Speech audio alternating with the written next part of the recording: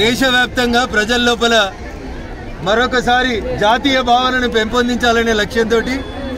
ప్రతి ఇంటి మీద 15 ఆగస్టులో జెండా ఎగిరేయాలనేటువంటి ఒక లక్ష్యంతో భావి భారత పౌరులైనటువంటి చిన్నారులని ఎడ్యుకేట్ చేసేటువంటి దిశగా ప్రతి పట్టణంలో ప్రతి మండల కేంద్రం లోపల జాతీయ జెండాలతో తిరంగా ర్యాలీని దేశవ్యాప్తంగా పార్టీతో సంబంధం లేకుండా ఈ గడ్డ మీద పుట్టిన ప్రతి బిడ్డ